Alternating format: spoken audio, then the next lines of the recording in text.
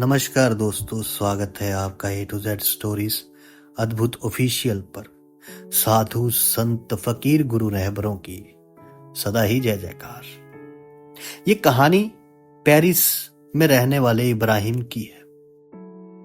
Paris में एक झोंपड़े में इब्राहिम अपनी बीवी और बच्चों के साथ रहता था। इस कहानी को जरा गौर से समझिए। आपका धार्मिक होना क्या है और धर्म क्या है, इस कहानी से समझ आ जाएगा। और ईश्वर क्या है, ईश्वर का आपके धर्म से कोई लेना देना नहीं। ईश्वर, वाहेगुरु, अल्लाह, राम, ये इनको धर्म से कोई लेना देना नहीं, इनको तुम्हारे कर्म से लेना देना है। और ये बातें उजागर कौन करते हैं? साधु करते हैं, संत करते हैं, फकीर बताते हैं। और वो परमात्मा इन्हीं फकीरों के रूप में आकर आपको कुछ ना कुछ बता के जाता है। आज की कहानी कुछ इसी प्रकार की है। पेरिस में एक झोंपड़े में इब्राहिम अपनी बीवी और बच्चों के साथ रहते थे। लेकिन अब वो इतने अमीर तो नहीं थे, मगर इब्राहिम धर्मात्मा व्यक्ति थे, उधार करते थे। उनका घर शहर से तकरीबन 10 मील दूर था। आने जाने वाले यात्री उनके यहां अक्सर ठहरा करते थे। इब्राहिम उनकी मुनासिब मेहमान नवाजी करते थे। जब यात्री परिवार वालों के साथ भोजन करने बैठते, तब इब्राहिम खाने से पहले एक प्रार्थना बोलते और उस सच्चे रब की, ईश्वर की, उनका आभार मानते, उनका धन्यवाद करते। और जो भी मेहमान वहां आते, वो भी उनकी प्रार्थना में शामिल होते। अब ये कार्यक्रम जो था, ये जो कर्म था उनका, कि जो भी वहां आता, वह 20 मील दूर था, कोई रात बरात रह जाता तो उसको खाना खिलाते, अपने पास रखते। अब ये जो कर्म था उनका, वो कुछ अरसे तक चलता रहा। लेकिन सब दिन समान नहीं होते। कुछ वर्षों के बाद इब्राहिम बहुत ज्यादा गरीब हो गए। जितना उनके पास पहले धन था, उससे भी ज्यादा कम हो गया। फिर भी उन्होंने यात्रियों का स्वागत करना बंद ना किया। वे और उनके परिवार वाले एक वक्त भोजन करते और दूसरे वक्त का खाना यात्रियों के लिए रख छोड़ते। इससे इब्राहिम को बड़ा आनंद मिलता, बहुत आनंद मिलता। मगर अब आनंद जो है वो धीरे धीरे अहंकार में बदलने लगा। उसे ये अहंकार होने लगा, अभिमान होने लगा कि वे बड़ा पुण्य आत्मा है और केवल उसका धर्म ही इस दुनिया में सबसे बड़ा धर्म है। अब एक रोज एक थका मांदा बुजुर्ग फकीर अब इब्राहिम के यहां आए। अब फकीर और ये भी कहते हैं कि रहमन इस संसार में सबसे मिलिए धाए, ना जाने किस भेष में मोहे नारायण मिल जाए, ना जाने किस भेष में तोहे नारायण मिल जाए। और फकीरों के भीतर, फकीरों के दीदार तो समझ लो नारायण मिल जाते हैं, क्योंकि नर नारायण एक है। नर को नारायण बनने के लिए कुछ मेहनत करनी पड़ती है, बंदगी। खुदा बंदा बनना है तो बंदगी कर, और बंदगी कर कर ही वो ऐसा मुकाम हासिल करते हैं कि उनमें और फिर नारायण में कोई फर्क नहीं रह जाता, क्योंकि वो अपना सब कुछ उसी को सौंप देते हैं, क्योंकि वो उसको मालिक मानते हैं और खुद उसके दास हो जाते हैं। और जो दास हो गया, उसका एक ही है कि अब मैं तेरा, मेरा कुछ नहीं। जब हम किसी को कहते हैं कि मैं तेरा, मेरा कुछ नहीं, इसका मतलब कि तेरा ही तेरा, मेरा कुछ नहीं। और वो भी कहता है कि अब तू मेरा। और जब तेरा मेरा खत्म हो गया, तेरा ही तेरा रह गया फकीर के अंदर, और परमात्मा ने कह दिया मेरा, तो फिर उनमें और उनमें फर्क नहीं रह जाता कोई। अब जब वो फकीर इब्राहिम के घर आए तो वो बहुत कमजोर लग रहे थे। फकीर कमर कमान की तरह झुकी हुई थी और कमजोरी के कारण उनके कदम भी सीधे नहीं पड़ते थे। उन्होंने इब्राहिम के दरवाजे को खटखटाया। इब्राहिम ने उनका स्वागत किया और आराम से बिठाया। थोड़ी देर बाद वो फकीर बोले, बेटा, मैं बड़ी दूर से आया, बहुत भूखा हूं। अब इब्राहिम उठा और खाना लेने गया। खाना लेके आया। खाना शुरू करने से पहले इब्राहिम ने हस्ब मामूल अपनी प्रार्थना पढ़ी।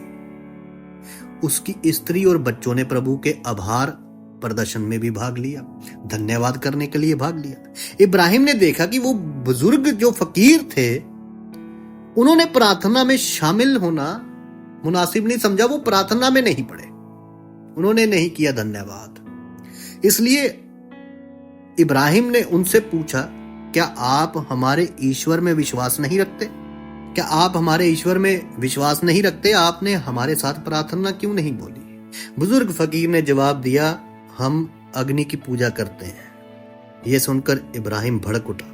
उसने चिल्लाकर कहा, अगर तुम्हें ईश्वर में विश्वास नहीं और मेरी प्रार्थना बोलने से इनकार है तो तुम इसी वक्त घर से निकल जाओ। और इब्राहिम ने बिना खाने खिलाए वो बुजुर्ग फकीर को घर से निकाल दिया और दरवाजा बंद कर दिया। लेकिन जैसे ही उसने ऐसा किया कि कमरे में एक प्रकाश की एक ज्योति फैली और जैसे कहते हैं कि एक फरिश्ता प्रकट हुआ और इब्राहिम से बोला, ये तुमने क्या किया? ईश्वर उस बुजुर्ग फकीर को उनका 100 वर्ष से भरण पोषण करता रहा है, मगर तुम धर्मात्मा बनने के चक्कर में इसलिए उनको निकाल दिया कि वो तुम्हारे धर्म का नहीं। दुनिया में कितने ही धर्म हो, लेकिन ईश्वर परमात्मा, उसके अलग अलग नाम जितने भी हैं, अल्लाह, वाहेगुरु, राम, किसी भी नाम से उसको पुकारो क्योंकि उसका सारे ही उसके नाम है और कोई भी उसका नाम नहीं है। ये बात संत दादू दयाल साहब कहते थे कि तू रोज मुझे कोई नया नाम दे, मैं उसी से तुझे पुकारूंगा, क्योंकि कोई तेरा नाम नहीं है और सारे ही नाम तेरे हैं। अब इस दुनिया को कौन समझाए, मूर्खता में पड़ी है। तो फरिश्ते ने कहा कि तुमने सिर्फ इसलिए उनको निकाल दिया कि वो तुम्हारे धर्म के नहीं है। दुनिया में कितने ही धर्म हो, लेकिन ईश्वर एक है, परमात्मा एक है, वे सबका पिता है। ये कहकर वो फरिश्ता गायब हो गया। इब्राहिम को अपनी मूर्खता का ज्ञान हुआ। वे उन बुजुर्ग फकीरों के पीछे भागा और फकीर सामने ही खड़े थे, वो कहीं गए नहीं थे, और उनसे माफी मांगी। क्षमा करते हुए बुजुर्ग फकीर ने कहा, शायद तुम्हें अब मालूम हो गया कि ईश्वर एक है, परमात्मा एक है और वही सबको खिलाता है, चाहे किसी का कोई भी धर्म क्यों ना। इब्राहिम ये सुनकर दंग रह गया, क्योंकि उस फरिश्ते ने भी इब्राहिम से यही बात कही थी। इब्राहिम सोचते हुए जैसे पीछे मुड़ा, दूसरी तरफ जब उसने अपने घर की तरफ देखा और एकदम से जैसे ही उन फकीरों की तरफ देखा तो फकीर भी वहां से रूपोश हो गए थे, यानी कि गायब हो गए। अब इसे ऐसे मान लो कि वो फरिश्ता उसी फकीर के रूप में आया था या फकीर फरिश्ता ही था।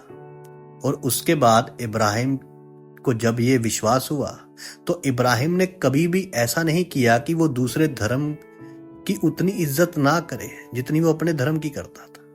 वो इंसानों को प्यार करने लग गया था। अब दरअसल वो असल धर्मात्मा बनने लगा था। और अब इस वजह से जब उसने ये करना शुरू किया तो उसकी हर इबादत कबूल हुई, हर बंदगी कबूल हुई और उसके बाद उसकी गरीबी भी खत्म होने लगी। क्योंकि जब तुम किसी के लिए अपने भीतर वैर विरोध नहीं रखते हो, किसी फल की चिंता किए बिना अपना कर्म करते हो, तो परमात्मा की मर्जी यही होती है कि जो सेवा करे बिन मतलब उसके सारे मतलब हल कर दिए जाए, ताकि वो इसी तरह सेवा करता रहे। ये परमात्मा की मर्जी है, यही फकीरों का कहना है। तभी सब फकीरों ने, आप फकीरों के दर पे अगर गए ना कभी, तो उन्होंने यही कहा है कि सबका मालिक एक है, कि परमात्मा एक है। और जो ये ना कहे कि परमात्मा एक है, चाहे तुम किसी भी धर्म के आओ, परमात्मा तुम्हारा भी है, हमारा भी है, सबका एक ही है, सबको वही दे रहा है।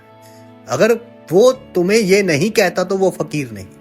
इस बात को याद रख लेना। इसलिए गुरु, पीर, रहबर, फकीर जो असल हैं वो सब धर्मों का सत्कार करते हैं, क्योंकि वो इंसान को पहचानते हैं कि नर नारायण एक है, दूसरा ना ही कोई, सब वही तो है।